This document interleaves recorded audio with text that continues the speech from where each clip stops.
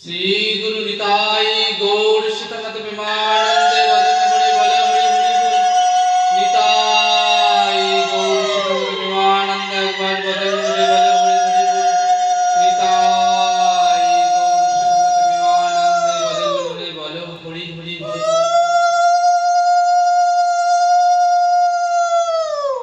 जय निताई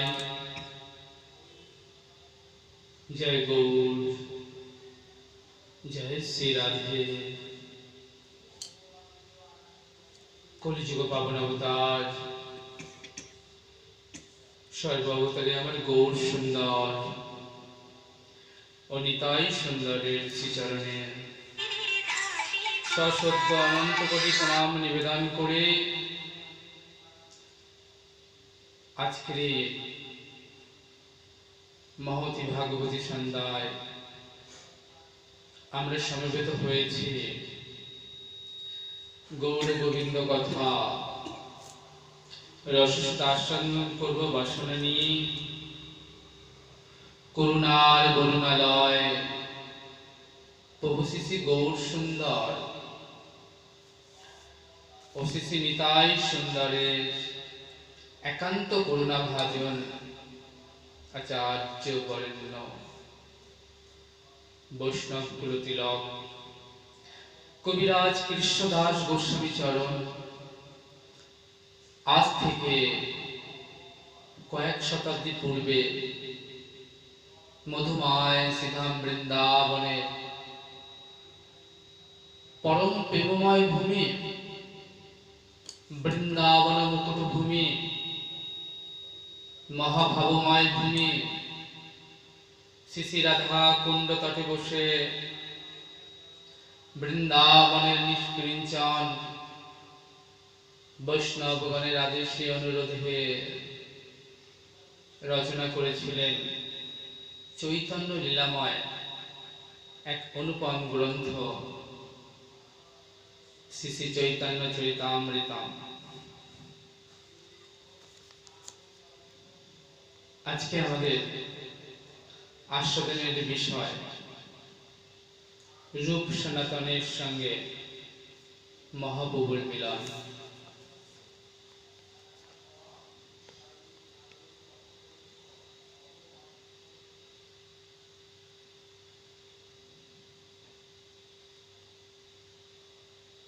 बोलছেন देहधारी जीव जेमन कर्म ना करे एक मुहूर्त থাকতে পারেন না তেমনি লীলাধারী ভগবানও ঠিক তদ্রূপ ভাবে লীলা না করে তিনিও থাকতে পারেন না। পক্ষী যেমন আকাশের আদি অন্ত কিছুই বুঝতে পারেন না, যতদূর শক্তি ততদূর উড়ে যায়। পক্ষী কখনো বলতে পারে না যে আমি সমগ্র আকাশ ভ্রমণ করে এলাম। ঠিক তেমনি ভাবে গৌর লীলা অতল, সাগর, গভীর, বিশাল গম্ভীর। গৌরের কৃপা ছাড়া, শ্রী গুরুদেবের কৃপা ছাড়া, ভক্তবৃন্দের কৃপা ছাড়া সেই গৌর সাগরে অবগাহন করবার ক্ষমতা আমার নেই। তবু কিঞ্চিত প্রয়াস করব মাত্র, যেটুকু গৌর সুন্দর করাবেন সেটুকুই হবে। আজকের আস্বাদন রূপ সনাতনের সঙ্গে মহাপ্রভুর মিলন।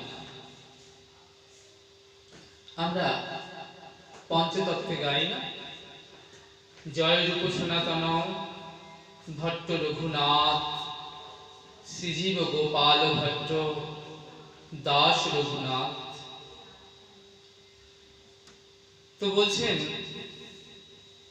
এই রূপ গোস্বামীর বড় ভাইয়ের নাম শ্রী সনাতন গোস্বামী আর ছোট ভাই অনুপম।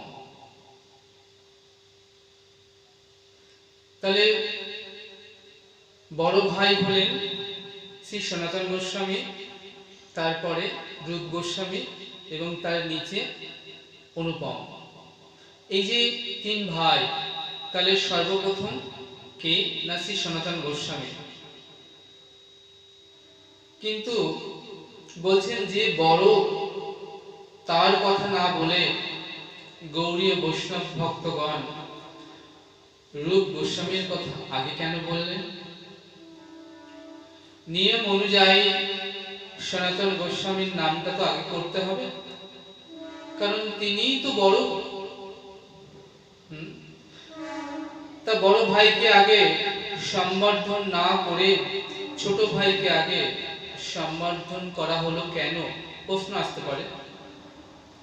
তার কারণ হলো জাগতিক জগতের নিয়মটা আর আধ্যাত্মিক জগতের নিয়মটা কিন্তু এক নয়। আমরা দেখতে পাই জাগতিক জগতে যিনি বড় ভাই, আগে তাকে সম্মান দেখাতে হয়, আগে তার কথা বলতে হয়। কিন্তু যিনি ছোট,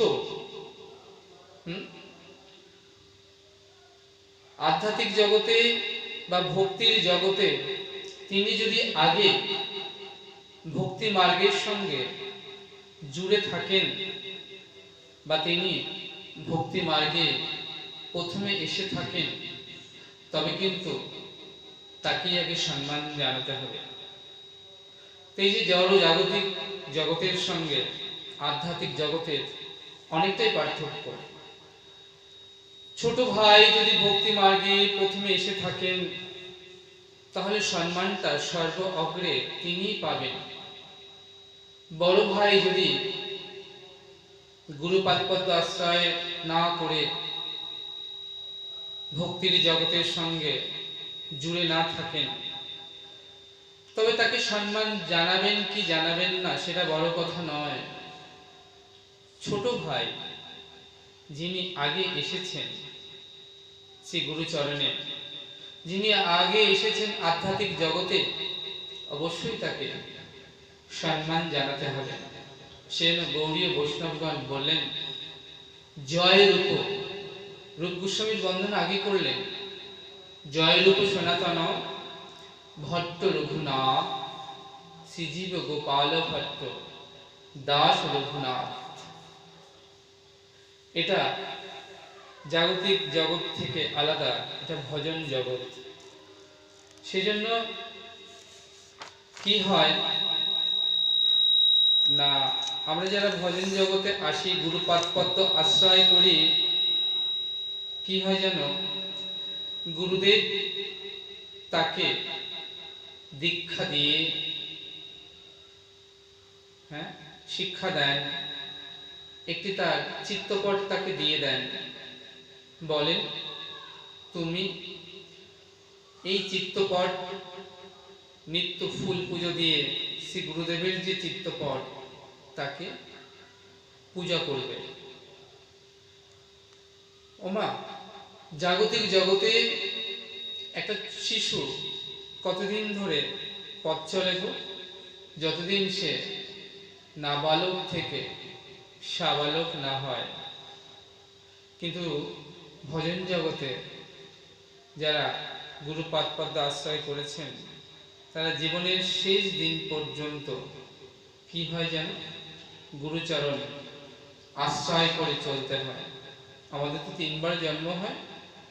প্রথমবার জন্ম কবে হয়েছিল না, যবে আমরা মাতৃজঠ থেকে ভূমিষ্ঠ হয়ে এই জগতে এলাম, সেটাকে বলে নিম্নজনী। দ্বিতীয়বার জন্ম কবে হলো না, যবে আমাদের উপনয়ন হয়। উপনয়ন, এই যে দুটো নয়ন দেখছো, এটাকে বলে দেহ নয়ন। এর উপরেও আরেকটি নয়ন আছে, যাকে বলে জ্ঞান নয়ন বা উপনয়ন। আমরা গুরু বন্দনায় বলি না, অজ্ঞানতিমিরান্ধস্য জ্ঞানাঞ্জনশলাকয়া চক্ষুরুন্মিলিতাং যেন তস্मै শ্রী গুরবে নমঃ। অজ্ঞানতার অন্ধকার আধারে আমার জন্ম হয়েছিল। সেই আধার কারাগারে থেকে শ্রী গুরুদেব আমায় জ্ঞানাঞ্জনা শলাকা দিয়ে আমার চক্ষু দুটো উন্মোচিত করলেন, আমাকে জানালেন কে নিতাই কে গৌর, শেখালেন ভজন সাধন। তাহলে এই যে উপনয়ন হলো, যার উপনয়ন হয় তাকে বলা হয় দ্বিজ, অর্থাৎ দ্বিতীয়বার তার জন্ম হলো। আর তৃতীয়বার কবে জন্ম হয়েছিল না, দীক্ষাকালে শিষ্য করে গুরুচরণে আত্মসমর্পণ, সেই কালে কৃষ্ণ তাকে করে আত্মসম। তখন কি হয় না, আমাদের দেহ মন প্রাণ আমরা সেই কালে গুরুচরণে আত্মসমর্পণ করে দিই। বলছেন কেউ যদি সদ্গুরুর চরণ আশ্রয় না করে থাকেন, সেখানে ভাগবত থেকে উল্লেখ করে বলছেন যে তিনি আবার পশুজনি প্রাপ্ত হতে পারেন। এখানে ঋষি প্রবুদ্ধ মহারাজ নিমিকে বলছেন, হে রাজন, আপনি নিশ্চিতভাবে জেনে রাখুন এই প্রাকৃত জগতে সুখের লেশমাত্রও নেয়, এই দুঃখময় জগতে সুখের অন্বেষণ করা ভ্রম মাত্র। যে মানুষ যথার্থভাবে সুখ লাভে ঐকান্তিক আগ্রহী, তাকে অবশ্যই একজন সদ্গুরুর চরণাশ্রয় করতে হবে এবং তার কাছে দীক্ষা নিয়ে শিক্ষা নিয়ে তার চরণতলে নিজেকে সমর্পণ করতে হবে। তার কৃপাবাড়ি বর্ষিত হলে তিনি গৌর গোবিন্দ চরণ লাভ করতে পারবেন।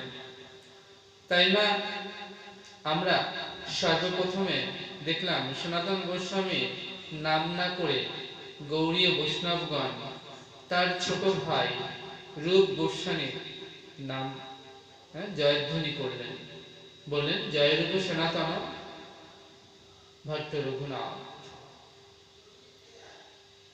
কেন না, রূপ গোস্বামী সর্বপ্রথম এলাহাবাদে প্রয়াগে, যেখানে ত্রিবেণী সঙ্গম, সেই ত্রিবেণী সঙ্গমে আমার মহাপ্রভুর সাথে মিলিত হলেন।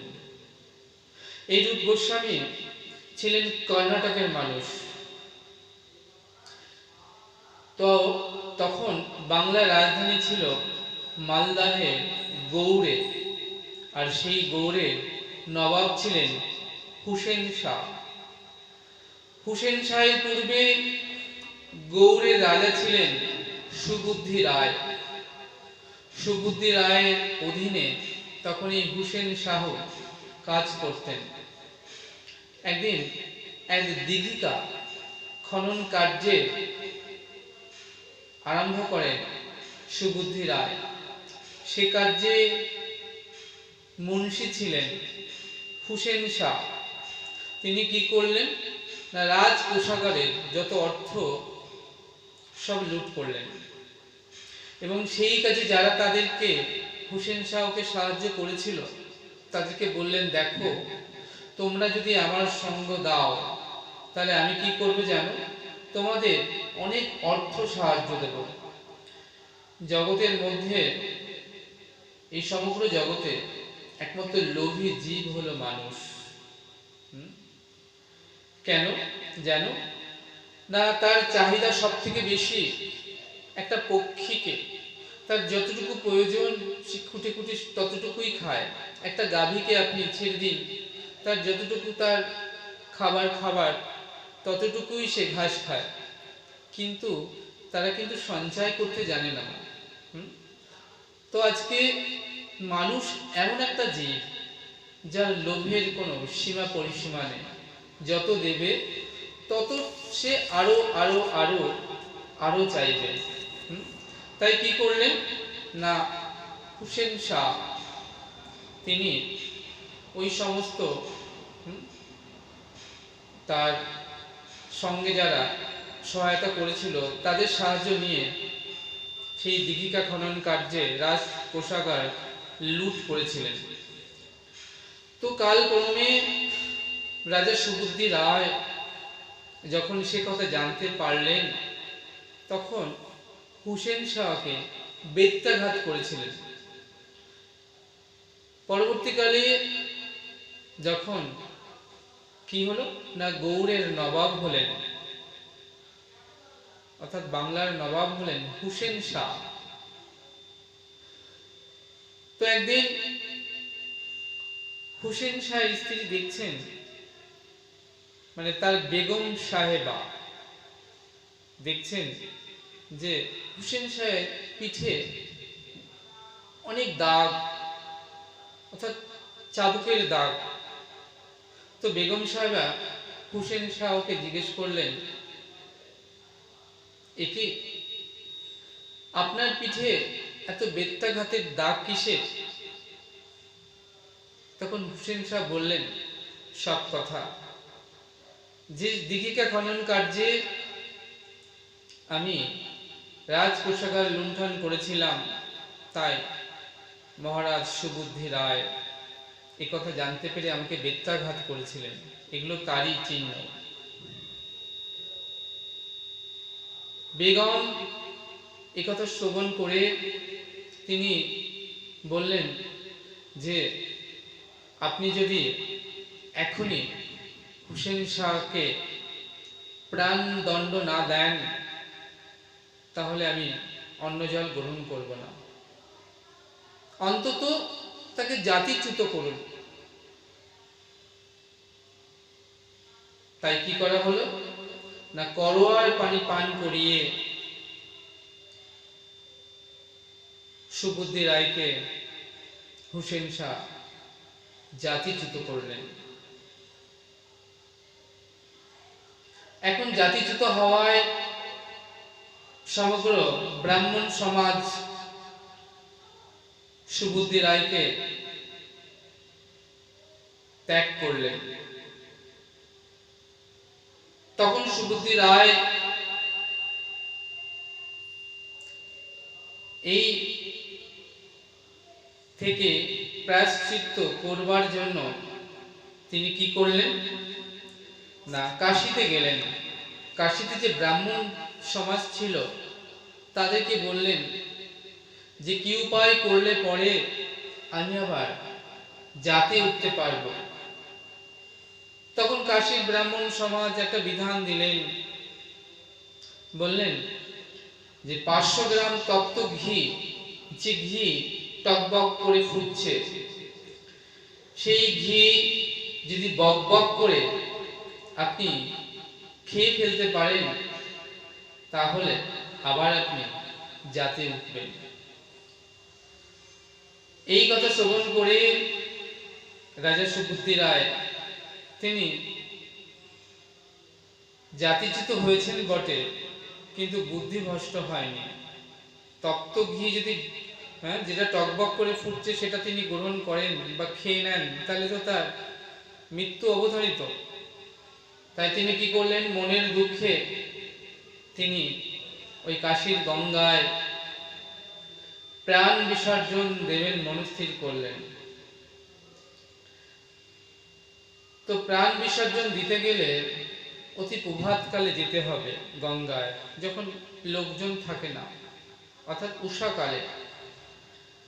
তো সুবুদ্ধি রায় কি করলেন, সেই উষাকালে অর্থাৎ অতি প্রভাতকালে, উষাকাল কাকে বলে না ডাকে পাখি না ছাড়ে বাসা, খনা কয় তারই বলে উষা। সেই প্রভাতকালের বেলায় সুবুদ্ধি রায় মনের দুঃখে চলেছেন গঙ্গার ঘাটের উদ্দেশ্যে। কেন না প্রাণ বিসর্জন দেবেন বলে।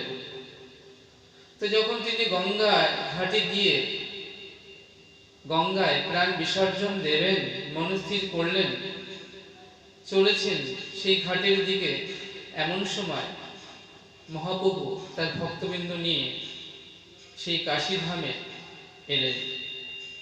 তো মহাপ্রভু যখন কাশীধামে এলেন তো রাজা সুবুদ্ধি রায় মহাপ্রভু চরণ দর্শন করবেন বলে তিনি মহাপ্রভু চরণ দর্শন করবার উদ্দেশ্যে মহাপ্রভু যেখানে নিবাস করছেন সেখানে এলেন। দেখলেন একটি বৃক্ষ নিচে ভাবাবিষ্ট হয়ে আমার গৌর সুন্দর তিনি বসে আছেন। তো সুবুদ্ধি রায় মহাপ্রভুর চরণে এসে পড়লেন। মহাপ্রভু বলছেন, কে কি এমন করে আমার চরণে এসে পড়লে? সুবুদ্ধি রায় বলছেন, আমি কে? আমি সুবুদ্ধি রায়। জানো প্রভু, আমার জাত গেছে। মহাপ্রভু বলছেন, কি বললি? তোর জাত গেছে? জাত আবার যায় নাকি? প্রভু কহে, বল কৃষ্ণ, কহ কৃষ্ণ নাম। একবার আমার সঙ্গে দুটি বাহু তুলে হরি বল বলো তো, বলো হরি বল। সুবুদ্ধি রায় দুটি বাহু তুলে হরি বল বলছেন, হরি বল। মহাপ্রভু বলছেন, যার মুখে হয় কৃষ্ণ নামের স্ফুরণ, তার জাত চলি গেলা কহে কোনজন। যার জিহ্বায় কৃষ্ণ নাম করিছে নর্তন, তার জাত চলি গেলা কহে কোনজন। কে বলে? বরঞ্চ জাত তারই গেছে, হ্যাঁ, যার মুখে কৃষ্ণ নাম স্ফুরিত হয় না, এই জগতে তারই জাত চলে যায়। সুবুদ্ধি রায় বলে, প্রভু তাহলে কি আমার জাত যায় না? প্রভু বলে, না, তোমার জাত যায়নি। যারা বলছে তোমার জাত চলে গেছে, তাদেরই জাত চলে গেছে। ওই তো প্রভু বলে, তোমার জিহ্বায় কৃষ্ণ নাম করিছে নর্তন, জাত চলি গেলা তোমায় কহে কোনজন। মহাপ্রভু বললেন, সুবুদ্ধি, জীবের স্থান হয় ব্রজভূমে বাস। তুমি ব্রজে যাও, বৃন্দাবনে গিয়ে বসতি করো, বৃন্দাবনে নিরন্তর নাম সংকীর্তন করো। অনেক তো রাজ্য ভোগ করলে, জীবনে অনেক সুখ ভোগ করলে, অনেক সুখ ভোগ করেছো, এবার তুমি ব্রজে গিয়ে কৃষ্ণ ভজন করো। নিরন্তর ব্রজে গিয়ে যমুনাতে করো স্নান, ব্রজবাসীর দ্বারে দ্বারে মাগি মাধু করি করি মুখে লাও রাধা রাধা নাম। আর ওই বৃন্দাবনের ধুলায় গড়াগড়ি দাও। এভাবে তুমি ব্রজে চলে যাও, অপার করুণাময়ী রাধা রানীর শ্রীধামে চলে যাও। বৃন্দাবন বিলাসিনী রাধা রানী সেই ধামে গিয়ে তুমি তোমার জীবন কাটাও। জানো সুবুদ্ধি, এটা তোমার জন্য ভালোই হয়েছে। হ্যাঁ, তোমার যদি জাত না যেত, তবে তোমার হয়তো কোনোদিন ব্রজে যাবার সৌভাগ্যই লাভ হতো না। তাই তুমি ব্রজে যাও।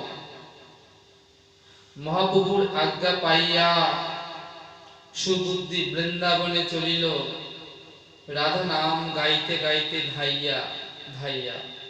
অর্থাৎ রাধা নাম নিত্য কীর্তন করতে করতে সুবুদ্ধি ব্রজের পথে রওনা হয়ে গেলেন।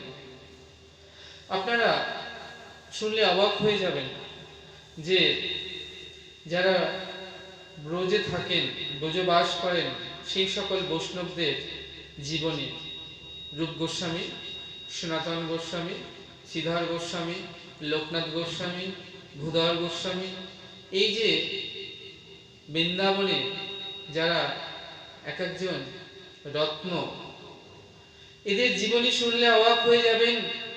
কারণ এরা হাতির পিঠে ছাড়া যারা একসময় চলতেন না, যারা ফলের রস ছাড়া অন্য কিছু পান করতেন না, যারা দামি রেশমি পশমের বহু মূল্যবান বস্ত্র ছাড়া পরতেন না, বহুমূল্য অলংকার ভূষণ ছাড়া রাজপথে বাহির হতেন না, যাদের জীবনে কেটেছে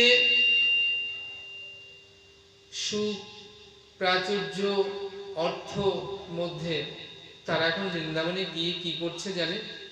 তারা বৃন্দাবনে গিয়ে ওই বৃন্দাবন থেকে কাষ্ঠ কুড়িয়ে আটি বেঁধে 1 কড়ি 2 কড়ি সেই কাষ্ঠ নিয়ে বাজারে বিক্রি করে 2-4 আনা যা পায় সেটা দিয়ে ভোগের দ্রব্য কিনে এনে ওই মদন গোপালের ভোগ লাগিয়ে সাধু বৈষ্ণব সেবা দিয়ে যেটুকু থাকে অবশেষ সেটুকু আহার করে জীবন নির্বাহ করছে। তাহলে এইভাবে তারা নিজেদেরকে ওই গৌরচরণে বিলিয়ে দিয়েছেন। জীবনের সকল সুখ, সকল বিষয়, সকল বৈভব, জীবনের সকল কিছুই হা গৌর, প্রাণ গৌর বলে ওই রাঙাচরণে নিজেকে সমর্পণ করে দিয়েছেন তারা। তাই বলছেন সেই গৌড়ের রাজধানী, গৌড়ের বাদশাহ ছিলেন হুসেন শাহ। তিনি সজ্জনের মুখে রূপ সনাতনের মহিমা শ্রবণ করে তাদেরকে কি করলেন না রাজমন্ত্রিত্ব পদে আজকে নিযুক্ত করেছেন। তারা অনিচ্ছুক হলেও যবনরাজের ভয়ে রাজকার্য করতে লাগলেন। আর হুসেন শাহ তাদের প্রচুর অর্থ সম্পত্তি দান করলেন।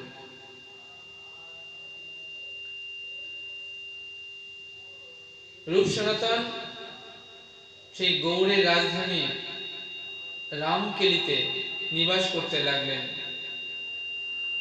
বলছেন সে সময় রূপ সনাতন রামকেলিতে বাস করছেন, এমন সময় রামকেলিতে মহাপ্রভু এলেন ভক্তমণ্ডলী পরিবেষ্টিত হয়ে। কোথায় না কানাইয়ের নাটশালায়। তো হুসেন শাহ তিনি জানতে পারলেন এক নবীন সন্ন্যাসী তার রাজ্যে এসেছেন, বিনা দানে, যার পেছনে লক্ষ লোক ঘোরে। হুসেন শাহ মনে মনে চিন্তা করছেন, এই নবীন সন্ন্যাসী কি কোনো গুপ্তচর, নাকি কোনো জিন্দা পীর, নাকি সে আমার রাজ্যটাকে ছিনিয়ে নেবে বলে এসেছে। রূপ সনাতনকে পাঠালেন, যাও তোমরা গিয়ে জেনে এসো এই নবীন সন্ন্যাসী কে। রূপ সনাতন হুসেন শাহের আজ্ঞা পেয়ে আজকে কি হচ্ছে জানো, তারা মনে মনে ভাবছেন যে গৌড়ের আকস্মাৎ যেন গৌড় চিন্তামণি আমাদেরকে মিলিয়ে দিয়েছেন। কোন করে তিনি রূপ সনাতনকে রাজমন্ত্রী পদে নিয়োগ করলেন। তারা অনিচ্ছুক হলেও জবনদের ভয়ে রাজকার্য করতে লাগলেন। বাদশা তাদের প্রচুর অর্থ সম্পত্তি দান করলেন। এখন রূপ সনাতন গৌড়ের রাজধানী রামকেলিতে বসবাস করতে লাগলেন। যে সময় রূপ সনাতন রামকেলিতে বসবাস করছেন, সেই সময় মহাপ্রভু পার্শ্ববৃন্দ সঙ্গে লয়ে সেই গৌড়ে এলেন কানাইয়ের নাটশালায়। হুসেন শাহ দেখছেন এক নবীন সন্ন্যাসী তার রাজ্যে এসেছে, বিনা দানে লক্ষ লোক তার পেছনে ঘুরে। হুসেন শাহ ভাবছেন, কে নবীন সন্ন্যাসী, আর কেনই বা তিনি এসেছেন তার রাজ্যে? সে কি কোনো গুপ্তচর, নাকি সে জিন্দা পীর, নাকি সে আমার রাজ্যটাকেই ছিনিয়ে নেবে বলে এসেছে? অমনি রূপ সনাতনকে তলব করলেন, যাও তোমরা গিয়ে জেনে এসো এই রূপ সনাতনকে পাঠালেন যে নবীন সন্ন্যাসী কে। বাদশাহ রূপ সনাতনকে যখন আদেশ করলেন, রূপ সনাতন মনে মনে ভাবছেন বিধাতা যেন আকস্মাৎ সদয় হয়ে গৌর চিন্তামণি মিলিয়ে দিয়েছেন। গঙ্গা ঘাটে এক বৃক্ষমূলে মহাপ্রভু উপবেশন করে বসে আছেন, রাধাভাবে ভাবাবিষ্ট হয়ে, সঙ্গে অগণিত ভক্তমণ্ডলী। এমন সময় রূপ সনাতন দুই ভাই কালো কাপড়ে মুখ ঢেকে দন্তে তৃণধরি দুই ভাই এলেন গৌরকে দর্শন করবে বলে। বাইরে দাঁড়িয়েছিলেন আমার নিতাই চাঁদ, পরম দয়াল। রূপ সনাতন এসে নিতাইয়ের চরণে দণ্ডবত করলেন। নিতাই চাঁদ বললেন, ওরে তোরা এসেছিস, গৌরবদন দর্শন করবি বলে এসেছিস, আয় আয় আয় বলে বক্ষে আলিঙ্গন দিলেন। কেন না, গৌর পেতে গেলে নিতাইয়ের ভজনা করতে হবে, নিতাইয়ের করুণা ছাড়া গৌরকে লাভ করা যায় না। তাই বললেন ভজ নিতাই, নিতাই ভজলে গৌর পাবে, আর গৌর পেলে ব্রজে যাবে, আর ব্রজে গেলে আমার রাধা গোবিন্দর সেবা অধিকারী হবে। তাই বললেন ভজ নিতাই। তোমরা তো নিতাইকে ভুজলে না, ভজ নিতাই, তাই তো গৌরকে পেলে না। এবার বলছেন ভজ ভজ নিতাই ভজ, নিতাই ভজলে গৌর পাবে, গৌর পেলে ব্রজে যাবে, আর ব্রজে গেলে আমার রাধা গোবিন্দের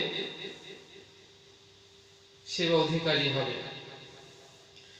তাই কি করলেন না, নিতাই চাঁদ নিয়ে গেলেন গৌরের চরণে। রূপ সনাতন গৌরের চরণ ধরে চোখের জলে বক্ষ ভাসালেন।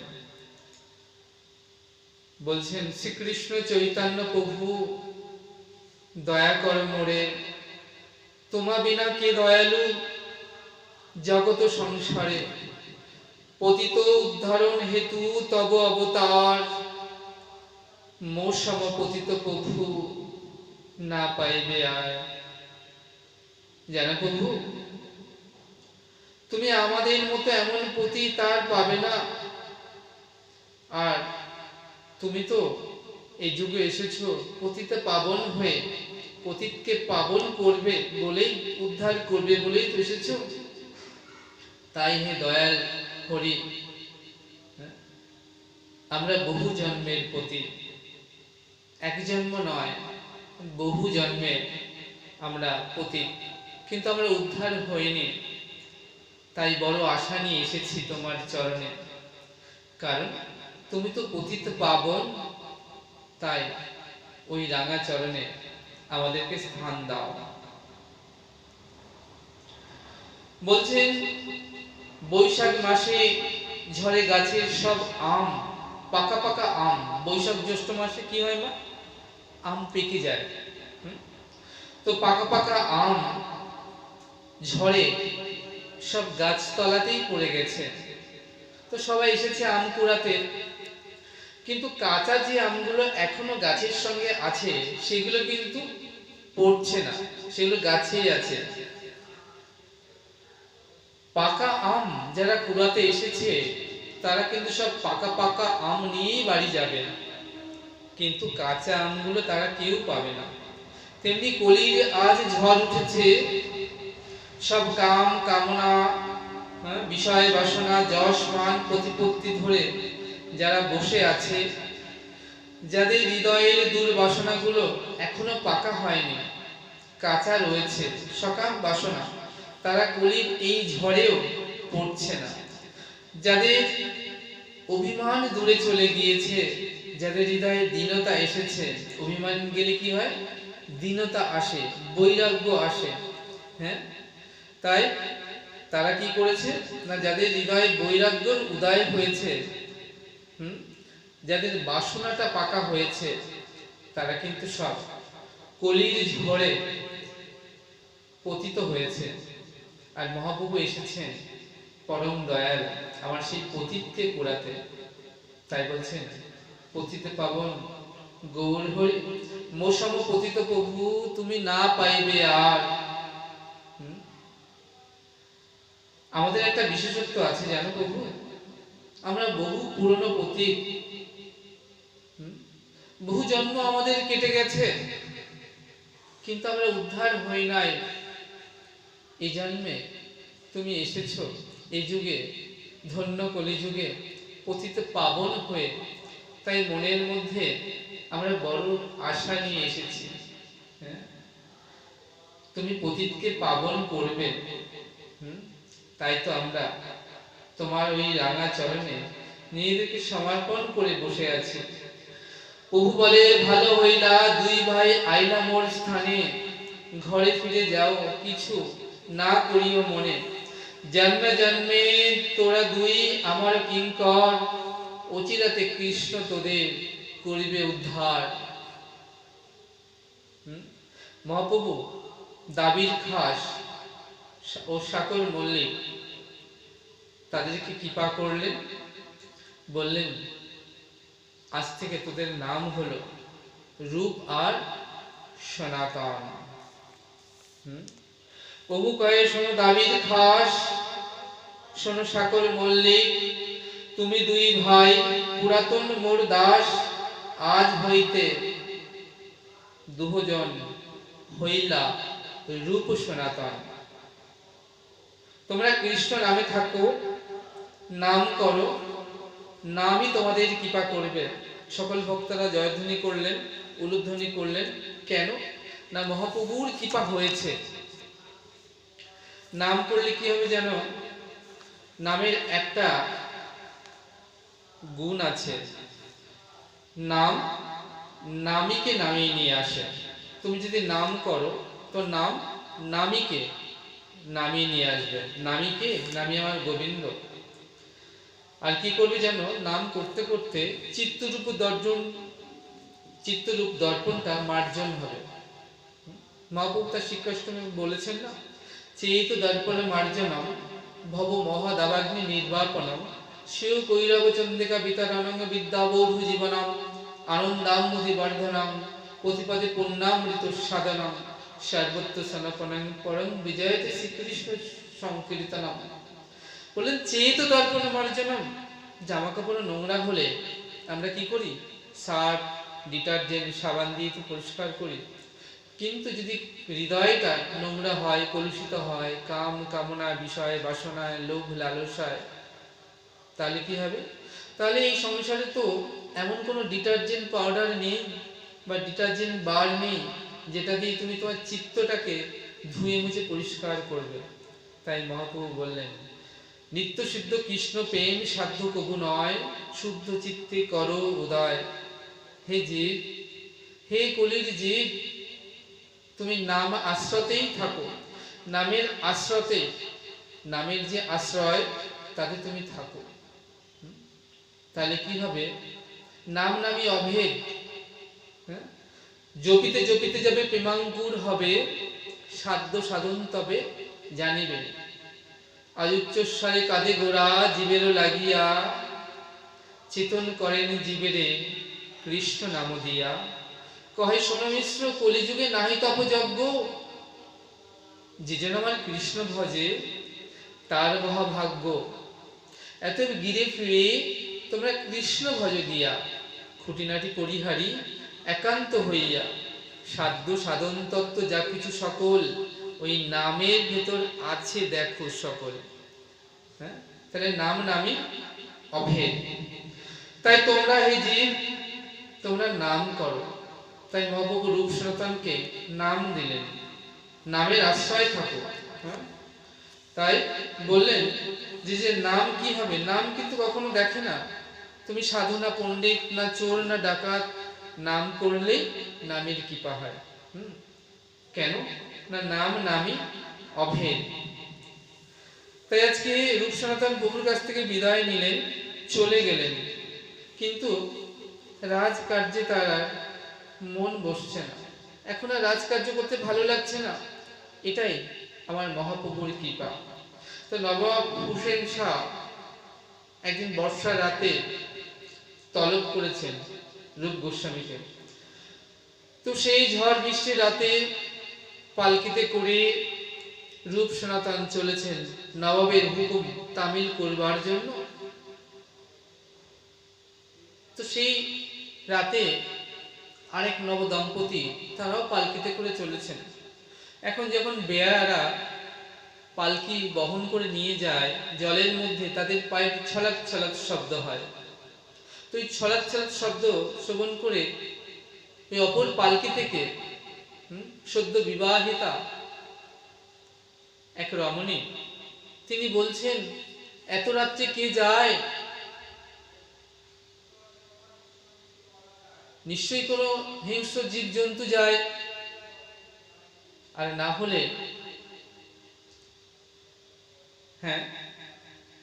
না হলে নবাবের হুকুম তামিল করবার জন্য কোন রাজ কর্মচারী চলেছে। রূপ গোস্বামীর কানে কথাটি গেল, নবাবের হুকুম তামিল করবার জন্য এই ঝড় বৃষ্টির রাতে কেউ চলেছে। অমনি রূপ গোস্বামী পালকি যারা বহনকারী তাদেরকে বললেন, এই দাঁড়াও, বেয়ারা তোমরা সব পালকি থামাও, আমার যে নবাবের ডাক এসেছে, আমাকে এখনই যেতে হবে। পালকি বহনকারী বেয়ারারা বলছে, আমরা তাই তো আপনাকে নিয়ে যাচ্ছি নবাবের কাছে। বললেন, না, কোন নবাব? তোমাদের নবাব নয়, আমার ডাক এসেছে বিশ্ব নবাব থেকে, তাই তোমরা সব ফিরে যাও। রূপ গোস্বামী কি করলেন?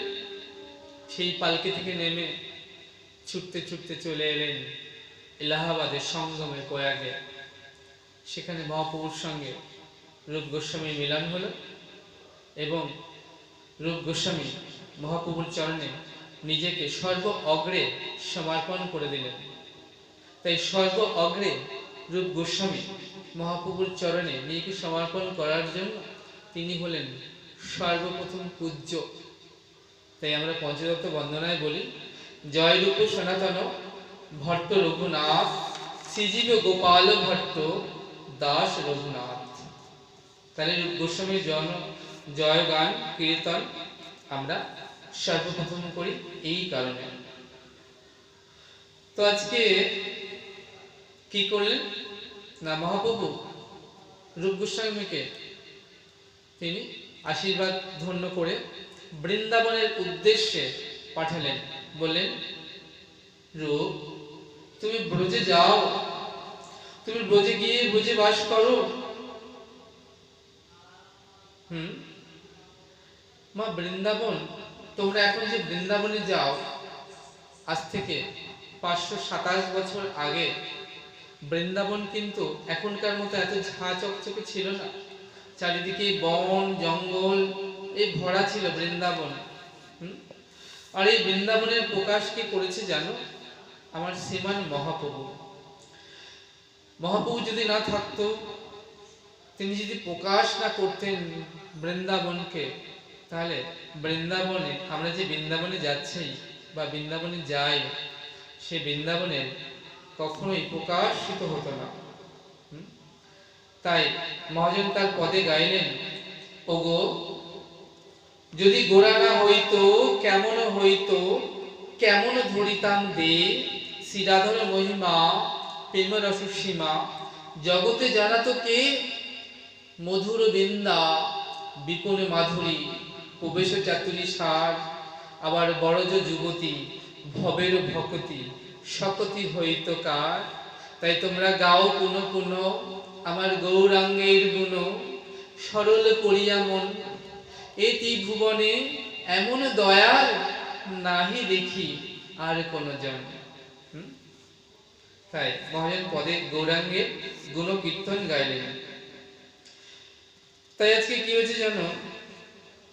রূপ গোস্বামী মহাপ্রভুর আজ্ঞাকে শিরোধার্য করে তিনি বৃন্দাবনে এলেন। এসে কি করলেন? বৃন্দাবনে বসে তাল পাতায় চিঠি লিখে পাঠালেন দাদাকে, দাদা দেরি করো না, যত শীঘ্র সম্ভব চিঠি পাওয়া মাত্রই তুমি বৃন্দাবনে চলে এসো। ভাই রূপ গোস্বামীর চিঠি পেয়ে আজ দাদা সনাতন গোস্বামীর কি হলো না, বৈরাগ্যের উদয় হলো। হ্যাঁ, এদিকে রূপ গোস্বামী যখন চলে গেলেন গৌড় ছেড়ে বৃন্দাবনে, হুসেন শাহ মনে মনে ভাবছেন যে সনাতনে যদি চলে যায় তাহলে আমার রাজকার্য কে পরিচালনা করবে। তাই সনাতন গোস্বামীকে কি করলেন, কারাগারের মধ্যে বন্দী করে রাখলেন। রূপ গোস্বামী ব্রজে যাওয়ার পথে একজনের কাছে 7 সহস্র স্বর্ণমুদ্রা রেখে গিয়েছিলেন, এই ভেবে যে আমি তো চলে যাচ্ছি গৌর চরণে। এই কথা যখন গৌড়ের নবাব হুসেন শাহ জানতে পারবেন তখন নিশ্চয়ই আমার দাদাকে বন্দী করতে পারে, কারাগারে নিক্ষেপ করতে পারে। তখন তার ছাড়াবার কাজে এই অর্থ কি হবে না, এই অর্থ লাগতে পারে। তাই সেই অর্থ রেখে গেলেন। এদিকে সনাতন গোস্বামী তিনি কি করলেন, তিনি যখন জানতে পারলেন যে রূপ গোস্বামী চলে গিয়েছেন তখন দাদা সনাতনকে কারাগারে বন্দী করে রাখলেন। এখন কারাগারে বন্দী দশায় রয়েছেন সনাতন গোস্বামী। এখন দাড়িকে বলছে, দাড়ি দাড়ি তুমি আমায় মুক্ত করে দাও এই কারাগার থেকে, যেন দাড়ি আমি ব্রজের পথে যাব, আমি ওই গৌড়ের চরণে নিজেকে সমর্পণ করে দেব। যেন একদিন দুদিন নয়, একদিন দেখেছিলাম সেই রামকানাইয়ের নাটশালায় সেই গৌর রূপ। তারপর থেকে কি হলো জানো, আর রাজকার্যে মন বসছে না, কেমন কেমন পাগল পাগল করছে। মনে হয় ওরূপ দেখার থেকে না দেখাই ভালো ছিল। তুমি যদি আমায় ছেড়ে দাও দাড়ি, আমি চলে যাব, আমি চলে যাব সেই গৌর সোনার কাছে। গৌরকে বক্ষে জড়িয়ে ধরে হা গৌর বলে কেঁদে কেঁদে আমি গৌরের কাছে চলে যাব। গৌর নাম অমিয় ধাম, পীড়িতি গৌর গাথা, আবার জীবনে গৌর, মরণে গৌর, গৌর গলার হারা, আবার শয়নে গৌর, স্বপনে গৌর, গৌর নয়নের তারা, গৌর বিহনে নাবাচি পরাণে, তাই তো গৌর করেছি সার। ওকে গৌর বলে যা হোক পরাণ, কিছু নাহি চাহিয়ার। গৌর ধর্ম, গৌর কর্ম, গৌর বেদের সার। ওগো গৌর পদে প্রাণ সপেছি গো, গৌর করিবে পার। জানো দাঁড়ি, যে কদিন এই সংসারে বেঁচে থাকবো, হা গৌর বলে ডাকবো, ওই গৌর সোনাকে বক্ষে জড়িয়ে রাখবো। আর যদি চলে যেতেই হয় সংসার থেকে, তাহলে গৌর সোনাকে নিয়েই যাব। আমায় একবার ছেড়ে দাও দাড়ি, আমায় যদি তুমি ছেড়ে দাও তাহলে কি হবে জানো, এই যে আমার ভাই রূপ গোস্বামী 7 সহস্র স্বর্ণমুদ্রা রেখে গেছে, আমি সব তোমায় দিয়ে দেব। তোমাকে হুসেন সাহেব এই কারাগারে রক্ষী হয়ে আর জীবন যাপন করতে হবে না। তুমি সারা জীবন এ অর্থ খরচ করে শেষ করতে পারবে না। 7 সহস্র স্বর্ণমুদ্রা, তাতে করে তোমার অর্থ লাভ হবে আর ধর্ম লাভ হবে। দাঁড়ি বললেন, অর্থ লাভ হবে সেটা তো জানলাম, কিন্তু ধর্ম লাভ হবে কেমন করে? কেমন করে ধর্ম লাভ হবে? সনাতন গোস্বামী বলছে, জানো, আমি চলেছি কোথায়? বোঝের পথে। কেউ যদি ভক্তি মার্গের সঙ্গে যুক্ত হয়, তিনি ভক্তি মার্গে এলে যা পাবেন, আর যিনি তাকে আগিয়ে দেবেন তিনি তার দ্বিগুণ পাবেন। শাস্ত্রের সিদ্ধান্তকে সুদৃঢ় করতে, সিদ্ধান্তকে সুদৃঢ় করতে দৃষ্টান্তের প্রয়োজন। এখানে দৃষ্টান্ত দিচ্ছেন যে যমরাজের সভায় চিত্রগুপ্ত বসে আছেন। এখন এক গণিকার মৃত্যু হয়েছে। এখন ওই পতিত তার মৃত্যুর পর যমরাজের সভায় তার বিচার চলছে। তো পতিতার সারা জীবনের যত পাপ কর্ম সব লিখছেন কে? চিত্রগুপ্ত। চিত্রগুপ্তের কাজ হলো সকাল থেকে রাত পর্যন্ত আমরা যত কর্ম করি তার মধ্যে যত পাপ কর্ম সেগুলো সব হিসাব তিনি লিখে রাখেন। তো ওই পতিতার যে এত পাপ করেছে তার জীবনে, সে ওই সকল পাপ লিখে রাখছে। আর মানুষের জীবনে যখন আমরা কোনো ভালো কাজ করি, ভালো কর্ম করি, সেই কর্ম লিখে রাখেন কে? না বিচিত্রগুপ্ত।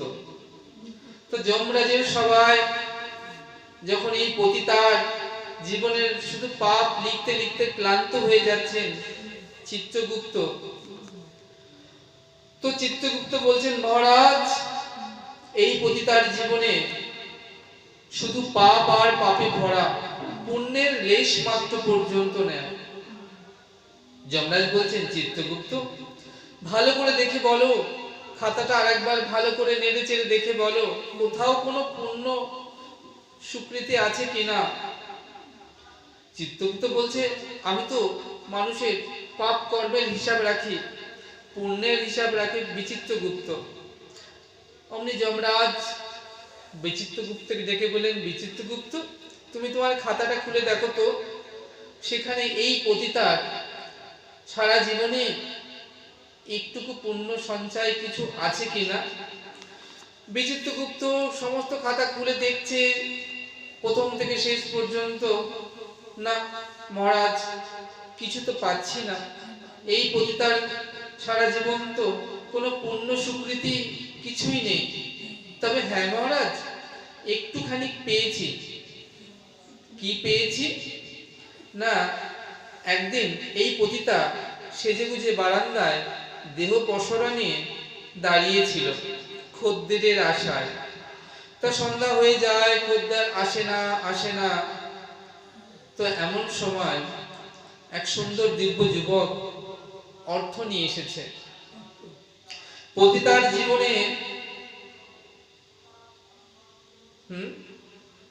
এমন সুন্দর যুবকের সাক্ষাৎ কখনো হয়নি। অনেকের সাক্ষাৎ হয়েছে, কিন্তু এই সুন্দর যুবকের সাথে পতিতা কি করলেন? আলাপচারিতা করছে যে মিলনে রসে কত টাকা লাগবে। তো এমন সময় কি হয়েছে জানো না? এখন যেমন মন্দিরে মন্দিরে, নগরে নগরে, সমস্ত জায়গায়, বাজারে বাজারে ভাগবত পাঠ হয়। তখনকার সময় কিন্তু এমন ভাবে ভাগবত পাঠ হতো না। 7 গ্রামের মধ্যে, 7-8 গ্রামের মধ্যে একটি জায়গায় ভাগবত পাঠ হতো, এবং এই 6-7 গ্রামের লোকেরা এসে সেখানে জড়ো হতো ভাগবত কথা শুনবার জন্য। তা এক বৃদ্ধ 3 গ্রাম পার করে এসেছে ভাগবত কথা শুনবার জন্য। তা সেই বৃদ্ধ অনেক খুঁজে খুঁজে ক্লান্ত হয়ে যাচ্ছেন। আর যেখানে ভাগবত কথা হবে সেই জায়গাটা হচ্ছে দীনবন্ধু মিত্রের বাড়ি। তো 3 গ্রাম পেরিয়ে সেই বৃদ্ধ পথ হারিয়ে ফেলছেন। কোন পথে গেলে দীনবন্ধু মিত্রের বাড়ি তিনি পাবেন তিনি বুঝতে পারছেন না। এমন সময় দেখছেন সামনে দাঁড়িয়ে ওই পতিতা রমণী এক সুন্দর যুবকের সঙ্গে হাসি মস্করা আলাপচারিতা করছেন। অমনি বৃদ্ধ ছুটে এসে ওই পতিতাকে বললেন ডেকে, ওমা তুমি বলতে পারো কোথায় দীনবন্ধু মিত্রের বাড়িটা কোন দিকে? জানো মা, আজ সেখানে হরিবাসর হবে, ভাগবত কথার আসর বসবে। হ্যাঁ, আমি 3 গ্রাম পেরিয়ে আসছি, কিন্তু বৃদ্ধ হয়েছি তো, তাই পথটা ঠিক ঠাউর করতে পারছি না। তুমি বলতে পারো না দীনবন্ধু মিত্রের বাড়িটা কোন দিকে? বারবার বলছেন। পতিতা তো ওই নব্য যুবকের সঙ্গে হাসি মস্করায় লিপ্ত হয়ে রয়েছেন, মিলন দাসে দর কষাকষি করছেন, কত অর্থ নেবেন। কিন্তু বৃদ্ধ বারবার বলছেন, ওমা দীনবন্ধু মিত্রের বাড়িটা কোন দিকে বলো না মা। ওই পতিতা রেগে গিয়ে বলেন ওই দিকে। বৃদ্ধ যেতে যেতে বললেন, মাগো তোমার মঙ্গল হোক, আমার জীবনে যদি কোনো পুণ্য সুকৃতি সঞ্চয় থাকে তবে সেটা তোমার হোক। বিচিত্রগুপ্ত বলছেন, হ্যাঁ মহারাজ, পেয়েছি পেয়েছি পেয়েছি। এই পতিতা সারা জীবনে তো কোনো পুণ্য সুকৃতি নেই, তবে সে একদিন ওই বৃদ্ধকে, যিনি ভাগবত আসরে চলেছিলেন, তাকে দীনবন্ধু মিত্রের বাড়ি ওই রাস্তাটা দেখিয়ে দিলেন, বললেন ওই দিকে। ওইটুকু শুধু পুণ্য সুকৃতি আছে তার জীবনে। তাই আজকে যমরাজ বললেন, তাহলে ওর বিচার কি হবে? ও তো নিজে ভাগবত পাঠ শোনে নাই, ও শুধু রাস্তাটা দেখিয়ে দিয়েছে। তা যমরাজ বলছে এর বিচার করতে পারে একমাত্র শিব ঠাকুর। চলো আমরা কৈলাসে যাই। তো যমরাজ ওই পতিতাকে নিয়ে দেবাদিদেব মহেশ্বরের কাছে কৈলাসে এলেন, মহেশ্বরকে সবকিছু নিবেদন করলেন। মহেশ্বর বললেন, দেখো এর বিচার করতে পারে একমাত্র ভগবান শ্রী বিষ্ণু, কারণ বিষ্ণু একমাত্র বিচার করতে পারে। তো আজকে যমরাজ দেবাদিদেব মহেশ্বরকে নিয়ে তিনি কি করলেন, বিষ্ণু লোকে এলেন। বিষ্ণু লোকে যখন এলেন তখন যে দাড়ি ছিল, সেই দাড়ি তো সবাইকে ঢুকতে দিচ্ছে, কিন্তু পতিতাকে তো ঢুকতে দিতে চাইছে না। এখন ওই যমরাজ বলছেন, দেখো আমাদেরই লোক, দ্বার খুলে দাও। এখন সেই পতিতাকে নিয়ে বিষ্ণুর কাছে এলেন, বিষ্ণুকে আদ্য প্রান্ত সব কথা খুলে বললেন এ তো আপনার কথা শুনতে এসেছিল, আপনার কথা শুনবার জন্য রাস্তাটা দেখিয়েছিল, তাহলে এর বিচার কি হবে হে প্রভু আপনি নির্ধারণ করুন। তা হরি বলছে যে তোমরা এসেছো বিষ্ণুর লোকে, তোমাদের সুস্বাগতম। যমরাজ বলছে, প্রভু আমরা বিপদগ্রস্ত হয়ে বিপদে পড়েই আজ আপনার কাছে এসেছি, আপনার শরণাগত হয়েছি। আপনি একমাত্র আমাদেরকে উদ্ধার করতে পারেন এই বিপদ থেকে। এই বর্ণিতার সারা জীবনে শুধু পাপ কর্ম করেছে, জীবনের পূর্ণ স্বীকৃতি নাই, শুধু একদিন মাত্র ভাগবত আসরে রাস্তাটা দেখিয়ে দিয়েছিল। তাহলে এর বিচার কি হবে আপনি এখন তা নির্ধারণ করুন। ভগবান বিষ্ণু বলছেন, এই বিচার কি হবে সে কথা কি এখনো আমায় বলে দিতে হবে? এই পতিতা তোমাদের মতো যমরাজ অর্থাৎ ভগবানের পরের স্তরগুলো হচ্ছে শিবলোক, গোলকের পরে যমলোক, মর্তলোক, পাতাল লোক, সেরকম পরপর লোক রয়েছে। তোমাদের মতো ধর্মরাজকে দেবাদিদেব মহেশ্বরকে আমার কাছে এনেছেন আমার সাক্ষাতের জন্য, তাহলে এর বিচার কি আর বলে দেবার মতো অপেক্ষা রাখে? এই রমণী এখন থেকে আমার ধামেই থাকবে, আমার সেবাতে থাকবে, আমার জন্য ক্ষীরসর নবনী প্রস্তুত করবে।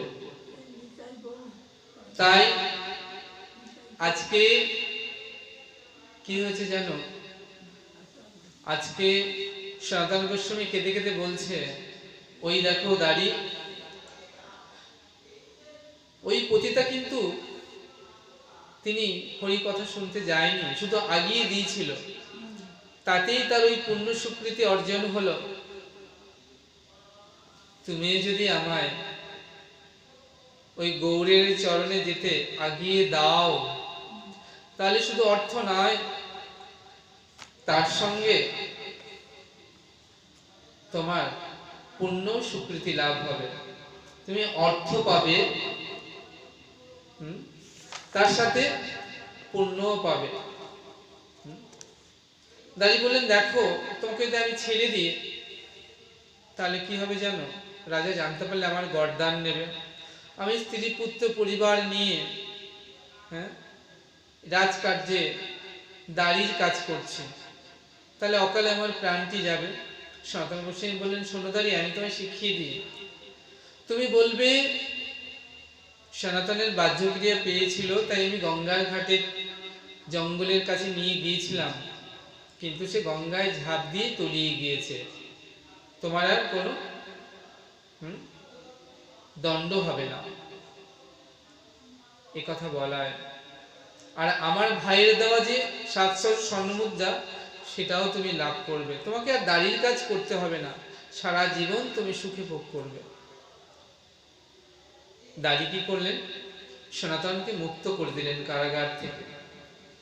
এবার সেই সনাতন তিনি ছুটে চলে এলেন গঙ্গার ধারে, দেখলেন উজান গঙ্গায় বইছে কত স্রোত, এত বড় গঙ্গা, কেমন করে তিনি পার হবেন এই গঙ্গায়। তাই আজকে সেই গঙ্গার কাছে গিয়ে সনাতন গোস্বামী শ্রীহরিকে ডাকছেন, হে প্রভু, আমি কেমন করে এই স্রোতস্বিনী গঙ্গা পার হব। এমন সময় দেখলেন একটি কালো কাষ্ঠ ওই তীরের দিকেই ভেসে ভেসে আসছে। সনাতন গোস্বামী সেই কাষ্ঠের উপর বসে তিনি যখন ওপারে চলে গেলেন, গঙ্গার ওপারে গিয়ে ভাবছেন মনে মনে যে এই শীতের রাতে এই ঠান্ডা জলে আমি কাষ্ঠের উপর বসে ভেলার মতো করে আমি যে এলাম এপারে। আমি যখন কাষ্ঠের উপর বসেছিলাম, কি অদ্ভুত, প্রথমত হাত দিয়ে জল, হাত দিয়ে দাড়ির কাজ করছিলাম, কিন্তু এত ঠান্ডা জল, হঠাৎ দেখলাম কাষ্ঠটি যেন এগিয়ে চলেছে নিজে থেকে। তাই আমার মতো যদি এমন বিপদে পড়ে আর কেউ কখনো আসে, তারও যদি প্রয়োজন হয় এই কাষ্ঠখানা, একথা মনে করে সনাতন গোস্বামী যখন এই কাষ্ঠখানাকে তীরে টেনে তুলতে গেলেন, দেখলেন এ কি, কোথায় সে কাষ্ঠ? এই যে একটা কুমিরিনী, অর্থাৎ একটা মেয়ে কুমির। তো আজকে এই মেয়ে কুমিরটা, কুমিরের স্বভাব কি না, একটা মানুষকে সে চাইলে খেয়ে ফেলতে পারে, কিন্তু আজকে সনাতন গোস্বামী গৌরী চরণে যাবেন, তার অঙ্গে যে প্রেম তরঙ্গের প্রবাহ বইছে, কুমিরটা কি হয়েছে না, সনাতন গোস্বামীর অঙ্গকে স্পর্শ করাতে, কারণ কুমিরের উপরে তো বসে আছেন সনাতন, বসে গঙ্গা পার হচ্ছেন, সেই তরঙ্গের উচ্ছ্বাস কুমিরের শরীরেও লেগেছে, আর কুমিরের স্বভাবটাই পাল্টে গেছে। যে কুমিরটা একটা মানুষকে খেয়ে ফেলে, একটা যোগ্য মানুষ পেয়েও কুমিরটা কিন্তু তাকে আনুকূল্য করেছে। স্রোতস্বিনী গঙ্গা কুমিরটা তাকে পৌঁছে দিয়েছে। কেন তার স্বভাব পাল্টে গেছে? না, সনাতনের মধ্যে যে ভাব তরঙ্গ চলছে, যে উচ্ছ্বাস, সে হা গৌর তোমার চরণে নিজেকে সমর্পণ করব, সেই তরঙ্গের কারণে কুমিরের স্বভাবটা আজ কিন্তু পাল্টে গেছে। তাই আজকে গঙ্গা পার হয়ে সনাতন ছুটতে ছুটতে বনের মধ্যে তিনি পথ হারিয়ে ফেললেন। দেখছেন বনের মধ্যে একটা জায়গা থেকে একটু আলোর প্রকাশ হচ্ছে। ওই বন পেরিয়ে তবে বড় রাস্তায় যেতে হবে। তাই সনাতন ওই আলোকে লক্ষ্য করে তিনি সেখানে এলেন এবং সেখানে এসে দেখলেন যে সেই বনের মধ্যে একজন ডাকাত বাস করতেন, তার নাম ভুইয়া। তার সঙ্গে একজন গণক ঠাকুর ছিল। এই বনের মধ্যে যারা আসে, ওই গণক কিন্তু গণনা করে বলে দিত তাদের কাছে কত অর্থ, টাকা, বৃত্ত, কড়ি আছে,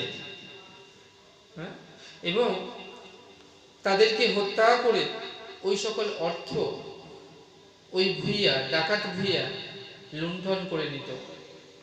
তো আজকে যখন সেই বনের মধ্যে সনাতন গোস্বামী এসে পৌঁছালেন, তখন ওই ভুইয়া কি করলেন? ভুইয়া তাকে সমাদর করে, তাকে থাকবার ব্যবস্থা করে, রাতে রন্ধনের সামগ্রীও তাকে দিলেন। রাজমন্ত্রী সনাতন চিন্তা করছেন, এই ভুইয়া আমাদের এত সমাদর কেন করছে? সনাতন ভৃত্য ঈশানকে ডেকে বললেন, ঈশান, তোমার কাছে কি কোনো অর্থকড়ি আছে যে কারণে এই ভুইয়া আমাকে এত সমাদর করছে? তখন ঈশান বলছেন, প্রভু গো, আমার কাছে কতগুলো স্বর্ণ মোহর আছে, 7টি হবে। সনাতন বুঝতে পারলেন এই স্বর্ণ মোহরের লোভে ওই ভুইয়া তার থেকে এত সমাদর করছেন। অমনি সনাতন ঈশানকে ডেকে বললেন, ঈশান, তুমি এ কি করেছো? তুমি সাথে করে যে মৃত্যুকে ডেকে এনেছো, দাও দাও। অমনি সেই 7টি স্বর্ণ মুদ্রা নিয়ে সনাতন ওই ভুইয়াকে দিলেন। বললেন, দেখুন আমাদের কাছে এই স্বর্ণমোহরগুলো ছিল, এগুলো সব আপনি নিয়ে নিন। ভুইয়া একথা শুনে অতি প্রসন্ন হলেন। ভুইয়া বললেন, দেখো, আজ রাতেই তোমাদের হত্যা করে ওই সকল স্বর্ণ মুদ্রাগুলো আমরা এমনিই নিয়ে নিতাম, কিন্তু তোমার বাস্তবিক বুদ্ধি আর জ্ঞানের প্রশংসা করতে হয়, তাই এগুলোর আর প্রয়োজন নাই, এগুলো তুমি রেখে দাও। সন্তান বললেন, দেখুন, এগুলো যদি আপনি ফিরিয়ে দেন, তাহলে পথে আবার কেউ না কেউ এই স্বর্ণ মুদ্রার কারণে আমাদেরকে হত্যা করতে পারে। তাই যে জিনিস কাছে থাকলে প্রাণনাশের সংকট হতে পারে, আপনি সেই জিনিস নিয়ে নিন। ভুইয়াকে ওই 7টি স্বর্ণ মুদ্রা দিয়ে বললেন যে আমাদেরকে পথটা পার করে দিন। ভুইয়া বললেন, না, এত রাত্রে তোমরা কোথায় যাবে? এখানে বিশ্রাম করো নিশ্চিন্তে, আমি আশ্বাস দিচ্ছি, নিশ্চিন্তে। কাল প্রভাতেই তোমাদেরকে এই জঙ্গলের পথ পেরিয়ে ওই রাজপথ দেখিয়ে দেব। সনাতন গোস্বামী বললেন, না, কালকে পর্যন্ত অপেক্ষা করার যে আর সময় নেই, আজ এক্ষুনি আমাকে যেতে হবে ওই গৌরী চরণে। অন্তত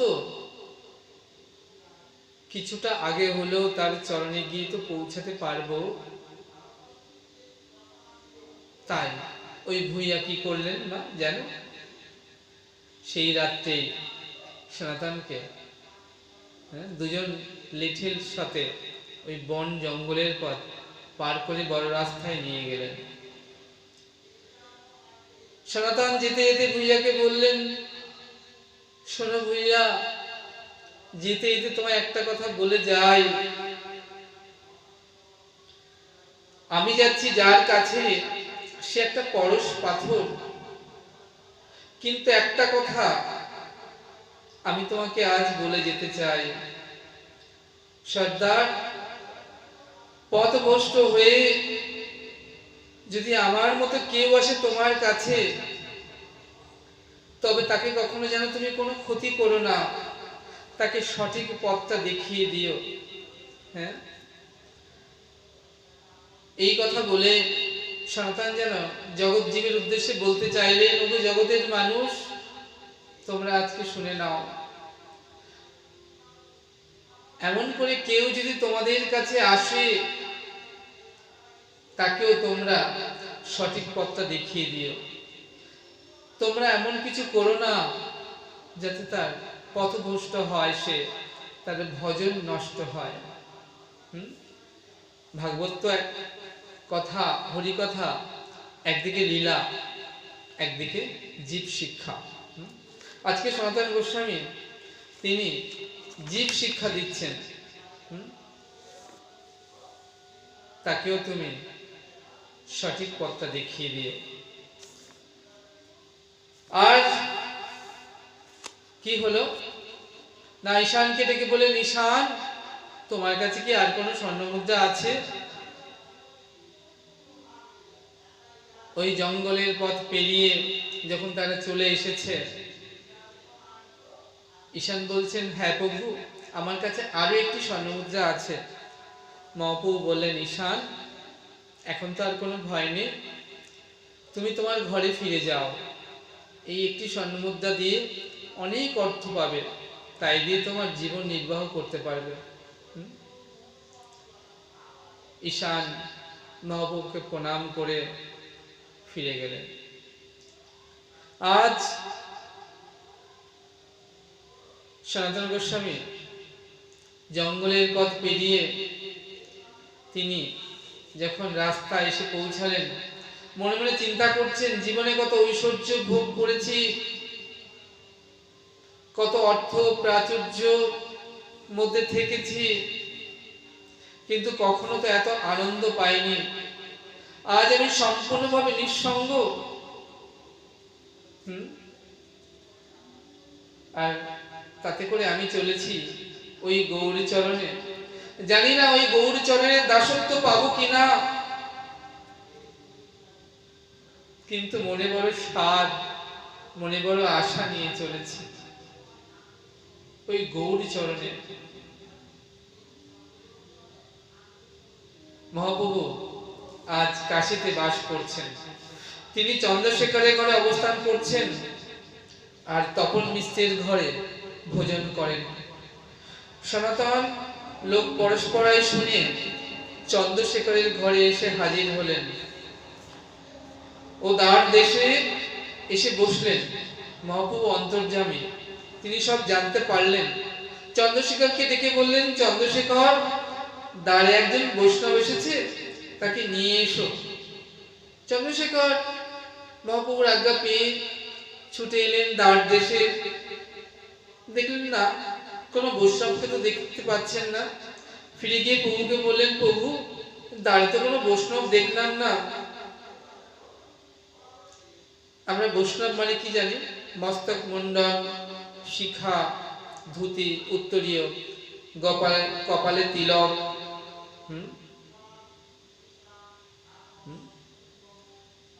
আমরা বৈষ্ণব মানে এটাই জানি, কিন্তু শাস্ত্র বললেন, বৈষ্ণব চিনিতে নারে দেবর শপথে। বৈষ্ণবকে চিনবার ক্ষমতা দেবতাদেরও থাকে না। ভক্ত চিনতে গেলে অন্তর্দৃষ্টির প্রয়োজন, অন্তরে প্রেম চাই। অন্তরে প্রেম চক্ষু, ভাবের চক্ষু না থাকলে তুমি বৈষ্ণব চিনতে পারবে না। তার স্বরূপের মধ্যে সদ্গুণ, কি কি সদ্গুণ আছে তুমি বুঝতেই পারবে না। তা চন্দ্রশেখর প্রভুকে যখন বললেন, প্রভু, বাইরে তো কোনো বৈষ্ণব দেখতে পেলাম না, তবে একজন দরবেশ বসে আছে দেখলাম, কালো কাপড়ে মুখ ঢেকে। মুসলমান আমল তো, কালো কাপড়ে মুখ ঢেকে, দাড়ি গোঁফ, একজন দরবেশ। মহাপ্রভু বলেন, ডেকে নিয়ে এসো তাকে। এই কথা শুনে চন্দ্রশেখর এসে বললেন, প্রভু তোমায় ডাকছেন। সনাতন মনে মনে চিন্তা করছেন, মহাপ্রভু আমায় ডাকবেন কেন? আমার না আছে সাধন, না আছে ভোজন, না আছে সাধন, না আছে ভজন, না আছে যাজন, না আছে যোজন। আমার তো কোনো সাধন ভজনই নেই। মহাপ্রভু তো তাকেই ডাকবেন। এই সংসারে যার আছে সাধন, যার আছে ভজন, যার আছে যাজন যোজন, আমি তো এমন কোনো পূর্ণ স্বীকৃতি নেই আমার জীবনে যাতে করে মহাপ্রভু আমাকে ডাকবেন। প্রভু আমাকে কেন ডাকবেন? আমার কোনো স্বীকৃতি নেই। যা হোক, সনাতন চন্দ্রশেখরের অনুরোধে তিনি যখন ঘরের মধ্যে প্রবেশ করলেন, দেখলেন প্রভু বসে আছে। সনাতন প্রভুকে দর্শন করে সাষ্টাঙ্গে দণ্ডবোধ করলেন। প্রভু দ্রুত গাত্রস্থান পূর্বক সনাতনকে তুলে দৃঢ় আলিঙ্গন দিলেন, বুকে জড়িয়ে ধরলেন সনাতনকে। অশ্রুপূর্ণ নয়নে সনাতন সরে সরে যায়, না প্রভু আমাকে ছুঁয়ো না, আমি যে যবনের অন্ন গ্রহণ করেছি, আমাকে ছুঁয়ো না প্রভু, আমি যে পাপী, আমি নীচ, আমি অধম, আমাকে স্পর্শটি করো না তুমি। প্রভু জোরপূর্বক আলিঙ্গন দিতে চায়, সনাতন তত পিছিয়ে সরে সরে যায়।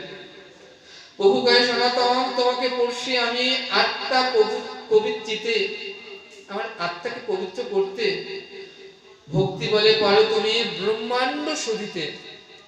তোমার যে ভক্তি আছে হৃদয়ের ধন, তা দিয়ে তুমি ব্রহ্মাণ্ডটাকে শোধন করতে পারো। এসো এসো। মহাপ্রভু সনাতনকে জড়িয়ে ধরলেন। আজ সনাতনের সঙ্গে মহাপ্রভুর মিলন হলো। মহাপ্রভু নিজে হাতে সনাতনের অঙ্গ মার্জন করছেন। ওমা, তোমরা কিছু বুঝতে পারছো? মেচ্ছ নবের অন্ন খেয়ে যে মানুষ আজকের দিনে হয়তো 10,000 টাকা মাইনে পেলে, তাকে দেখা যায় কত আভিজাত্য। আর সনাতন রাজমন্ত্রী, কত রাজ ঐশ্বর্য, কত সুখ, কত বিষয়, কত বৈভবের মধ্যে তিনি মানুষ হয়েছেন, কিন্তু সবকিছু তিনি ত্যাগ করে মহাপ্রভুর চরণে এসে পড়েছেন। আগে কি করে হয় না, মহাপ্রভু কিন্তু কখনো সনাতনকে বলেননি যে যাও ওকে আগে স্নান করে নিয়ে এসো, শুদ্ধ করে নিয়ে এসো, কেশ মুন্ডন করে, শিখা রেখে, অঙ্গে তিলক পরিয়ে, শুদ্ধ পোশাকে, তারপরে আমার কাছে নিয়ে এসো। সনাতন আমি তোমাকে পড়ছি নিজের আত্মা শুধিতে, ভক্তি বলে পারো তুমি এই ব্রহ্মাণ্ডটাকে শুধিতে। এই হচ্ছে মহাপ্রভু, দয়ার সাগর, কৃপার সাগর। তারপর সনাতন গোস্বামী স্নান করে সুরধুনী গঙ্গায় মস্তক মুন্ডন করে, শিখা রেখে, তিলকাদি কেটে কি করলেন না, শুদ্ধভাবে ভদ্রবেশ গ্রহণ করে মহাপ্রভুর কাছে এলেন। চন্দ্রশেখর তাকে গঙ্গায় নিয়ে গিয়ে নাপিত দ্বারা মস্তক মুন্ডন করে, শিখা করিয়ে, স্নান করিয়ে, তাকে যখন নতুন বস্ত্র দিয়েছিলেন, সনাতন গোস্বামী সেই বস্ত্রটি নেননি। চন্দ্রশেখর থেকে তার ব্যবহৃত একটি পুরনো বস্ত্র পরিধান করে মহাপ্রভুর চরণে এসে দণ্ডবাদ করলেন। দেখতে দেখতে সনাতন গোস্বামী মহাপ্রভুর কৃপায় পরম বৈষ্ণবে পরিণত হলো। সনাতনের বৈষ্ণব বেশ দেখে সকলের আনন্দের আর সীমায় রইল না। তারপর তখন মিশ্রের ঘরে মহাপ্রভু ভোজন গ্রহণ করলেন। মহাপ্রভু তার নিত্য পার্ষদ সনাতনকে পেয়ে আনন্দ সিন্ধুর মধ্যে আজ ভাসতে লাগলেন। আজ শ্রী সনাতনের সঙ্গে মহাপ্রভুর মিলন হলো। প্রেমানন্দে হরি হরি বলো।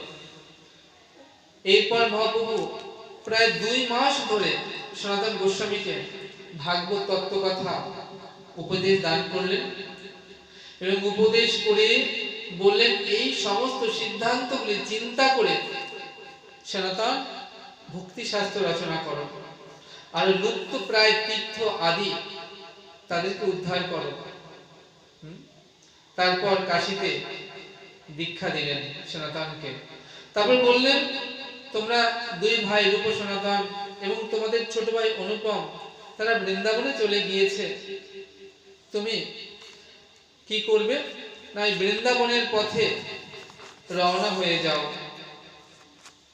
কাশী থেকে সনাতন সেই সনাতন বৃন্দাবনে এলেন আর মহাপ্রভু সনাতনকে বললেন, আমি এখন নীলাচলের উদ্দেশ্যে রওনা দিচ্ছি, তোমরাও সময় পেলে নীলাচলে এসো।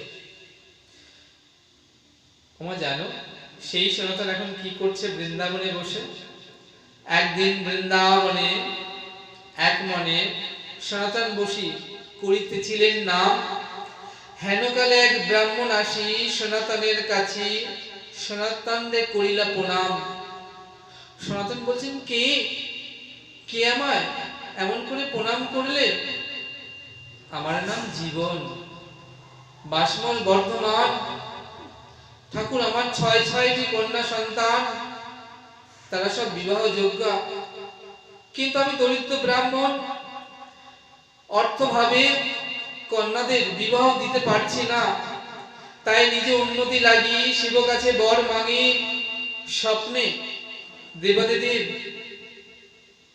দেখা দিয়ে বললেন, যাও বৃন্দাবনে, সেথা আছে এক নিষ্কিঞ্চন সনাতন, তাকে পিতা বলে যেন, তার কাছে আছে যেন পরম ধনের উপায়। ব্রাহ্মণ বললেন, ঠাকুর তাই তো আমি আপনার চরণে এসেছি।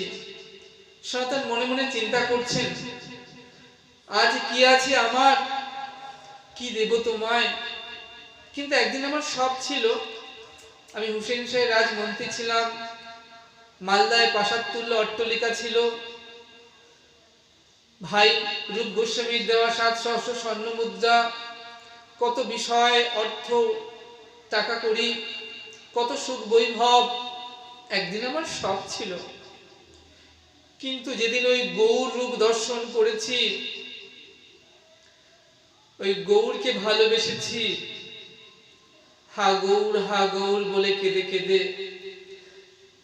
আমি সব ত্যাগ করে গৌর চরণে এসে পড়েছি। আজ তো তোমাকে দেবার মতো আমার কাছে কিছু নাই, কি দেব তোমায়?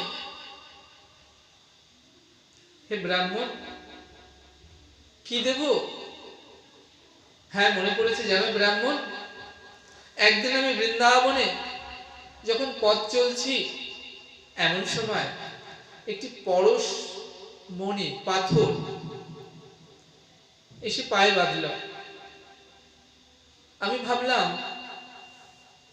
পরশ পাথর তো আমার কোনো প্রয়োজন নাই, তাই পায়ের আঙুলে দিয়ে বালির মধ্যে গর্ত করে এই পরশ পাথরটি রেখে দিলেন। দেখুন সনাতন কতটা নিষ্কিঞ্চন,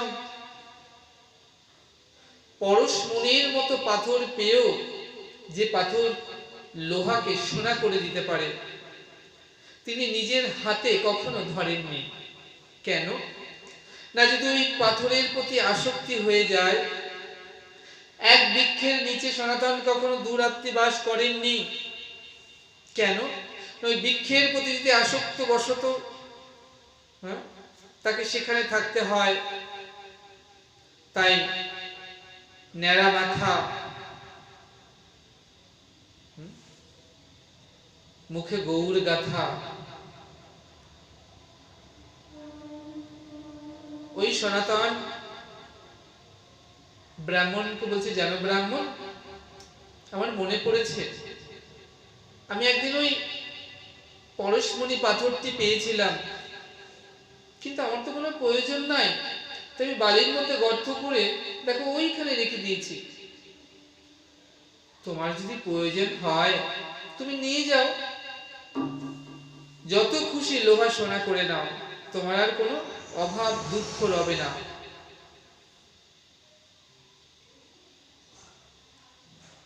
ব্রাহ্মণ ছুটে গেলেন, ওই বালির গর্ত থেকে পরশ পাথরটি হাতে নিলেন।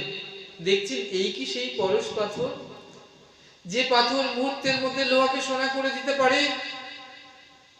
তিনি ওই পরশ পাথরটি হাতে নিলেন, তার হাতে যে মাদলি আছে লোহার, সেই মাদলিকে স্পর্শ করলেন। দেখতে দেখতে মুহূর্তের মধ্যে ওই লোহার মাদলিটা সোনায় পরিণত হয়ে গেল। অভাব বিস্ময়ে তাকিয়ে আছেন ওই বিপ্র ব্রাহ্মণ। পরশ পাথরের এত ক্ষমতা যে মুহূর্তের মধ্যে লোহাকে সোনা করে দিতে পারে। এই হলো মূল্যবান বস্তু পেয়েও যিনি সেই বস্তুকে হেলায় তাচ্ছিল্য ভাবে ওই পায়ের আঙুলি দ্বারা ওই বালুর মধ্যে গর্তে রেখে দিতে পারেন, না জানি তার কাছে এর থেকে আরো মহামূল্যবান কোন বস্তু আছে বা কোন সম্পদ আছে। তা যদি না থাকবে তাহলে পরশ মণি পাথরের মতো এমন মণি পেয়েও যিনি তাচ্ছিল্য করতে পারতেন না। মুহূর্তের মধ্যে সে ব্রাহ্মণ পাল্টে গেলেন। দেখতে দেখতে একদিন সে ব্রাহ্মণ পরম বৈষ্ণবে পরিণত হল। আজ